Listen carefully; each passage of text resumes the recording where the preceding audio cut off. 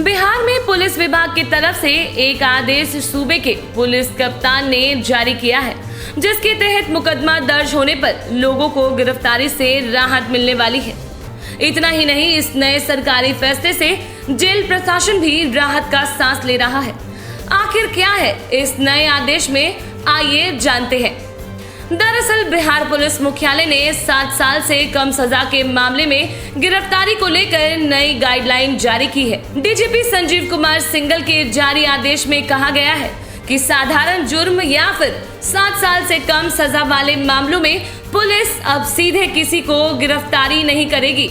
नए आदेश के मुताबिक 7 साल से कम सजा के मामले में गिरफ्तारी करने और नहीं करने पर परिस्थितियों के अनुसार कुछ प्रावधानों का पालन करना होगा। ऐसे मामलों में अब पुलिस 7 साल से कम सजा वाले केस में सीधे गिरफ्तारी के बजाय पहले नोटिस देना होगा, जिसके बाद आरोपी अपनी जमानत के लिए अदालत से फरियाद कर सके।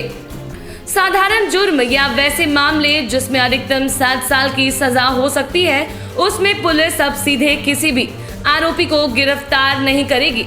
शुक्रवार को बिहार के डीजीपी एसके सिंघल ने यह आदेश जारी किया है। डीजीपी ने साथ में ये भी चेतावनी दी है कि निर्देशों का पालन नहीं करने वाले पुलिस अफसरों पर कार्रवाई होगी। डीजीपी ने कहा कि दहेज से जुड़े केस और 7 वर्ष से कम सजा वाले मामले में गिरफ्तारी के बजाय पहले सीआरपीसी की धारा 41 के प्रावधानों के तहत गिरफ्तारी की आवश्यकता के विषय में पुलिस अधिकारी को संतुष्ट होना होगा।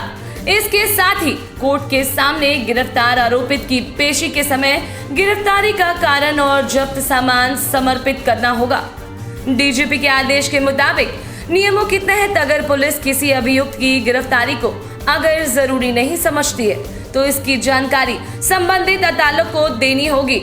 इसके लिए एफआईआर दर्ज होने की तारीख से 2 सप्ताह के अंदर कोर्ट को जानकारी देने की समय सीमा निर्धारित की गई है।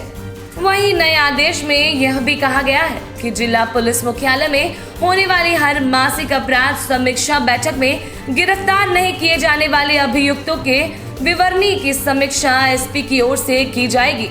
जिन अभियुक्तों की गिरफ्तारी आवश्यक नहीं समझी गई है, उनके विषय में कारण निश्चित रूप से लिखना होगा।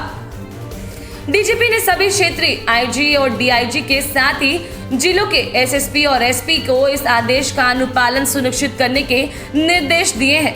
उन्होंने हिदायत देते हुए स्पष्ट कर दिया है कि इन निर्देशों का पालन करने में विफल रहने वाले पुलिस अफसरों के खिलाफ विभागीय कार्रवाई होगी।